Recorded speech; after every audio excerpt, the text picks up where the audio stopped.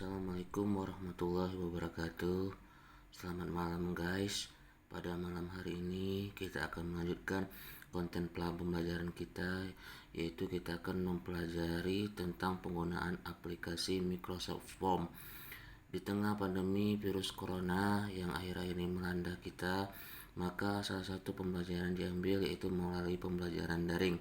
Salah satu aplikasi pembelajaran daring yang sedang sangat trending yaitu aplikasi yang digunakan oleh Microsoft.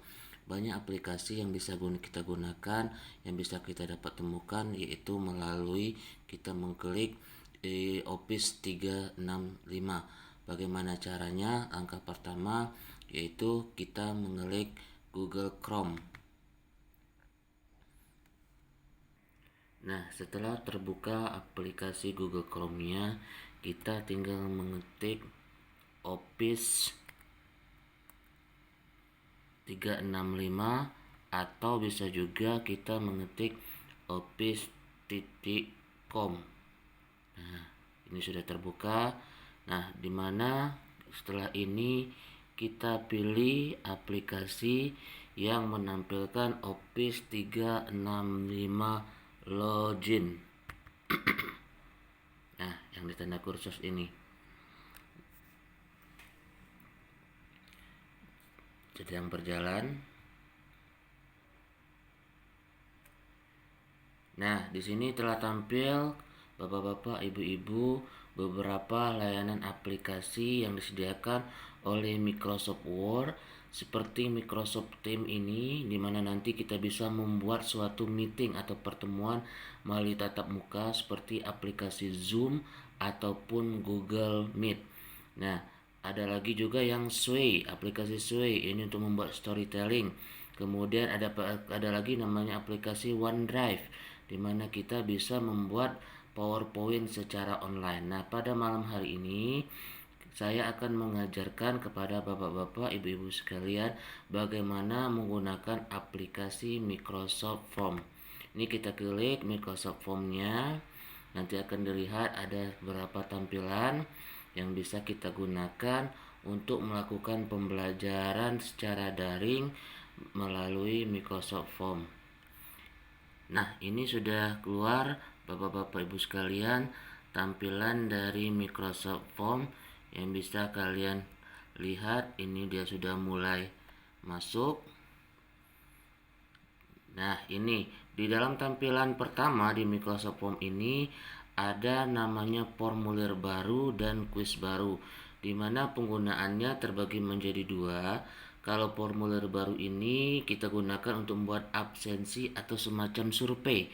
Sementara yang kuis baru ini kita bisa gunakan untuk aplikasi ulangan harian, ulangan tengah semester, dan ulangan semester.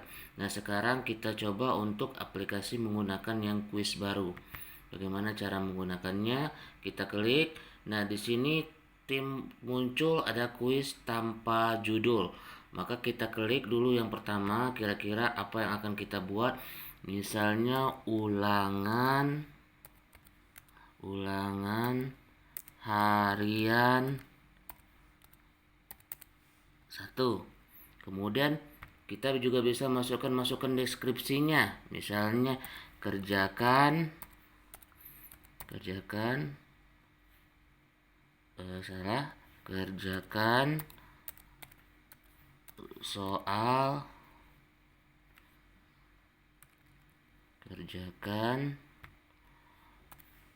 soal di bawah ini. Ini untuk tampilan pertamanya, untuk judulnya. Nah, dan setelah itu kita tambahkan dengan menggunakan tambahan baru. Nah, di sini ada beberapa pilihan untuk membuat ulangan harian.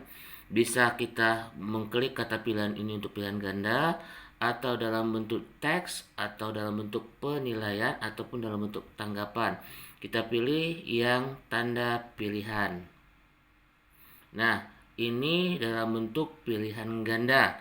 Nah, dalam bentuk pilihan ganda ini kita tulis soalnya, misalnya siapa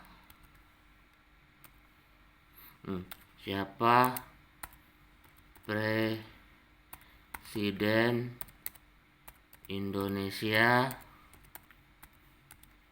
salah pencet. Siapa Presiden Indonesia? Sebentar. Nah, siapa Presiden Indonesia sekarang? Nah, itu. Soalnya pertanyaan kita siapa Presiden Indonesia sekarang. Kita buat opsi yang pertama. Misalnya kita tulis Helmi. Bisa juga kemudian opsi yang kedua Jokowi. Nah, cukup misalnya kita mau memilih dua boleh. Kalau ingin sampai 3 tinggal klik tambahkan opsinya saja, maka dia terjadi 3 option choice-nya. Mau 2 juga boleh. Nah, di sini ada beberapa tanda. Nah, kita pilih jawaban yang tepat. Yang mana yang jawaban yang tepat? Nanti ketika anak memilih jawaban itu, maka nanti aplikasi langsung memilih jawaban itu sebagai jawaban yang benar. Kita klik di sini. Nih, jawaban yang benar, Jokowi. Nah, ini kita bisa memilih yang tanda surat ini untuk tampilan pesan kepada responden kepada anak apabila anak menjawab pertanyaan tersebut. Misalnya kita pilih jawabannya berupa Helmi Hasan. Di sini kita beli. Untuk jawaban Helmi Hasan, Helmi ternyata jawabannya salah. Kita bisa buat rekaman seperti ini. Kita tulis, wah, kita hapus dulu. Ini nih.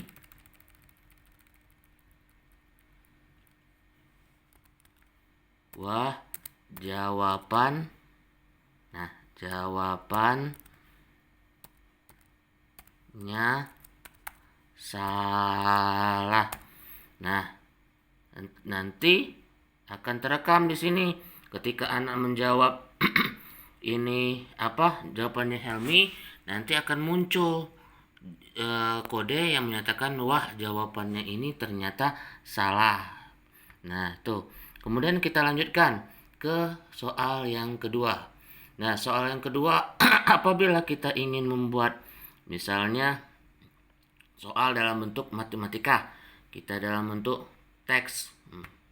Ini untuk jawaban yang singkat. Kita ingin membuat soal yang berbentuk matematika ataupun fisika. Kita klik yang di sebagian ujung sekali ini, 3 buah yang ini. Nah, yang di bagian sini ada yang namanya pengaturan. Nih, kita klik di bawahnya. Oke, sudah. Kita lanjutkan di sini. Di bawahnya sekali ini.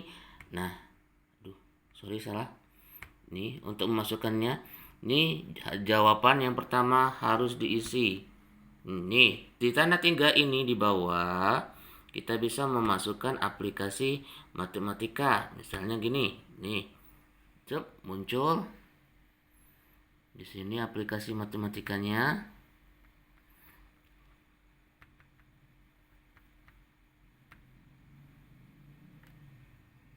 Nah, ini muncul aplikasi matematika yang bisa kita gunakan untuk apabila kita ingin membuat persamaan yang menggunakan rumus-rumus matematika.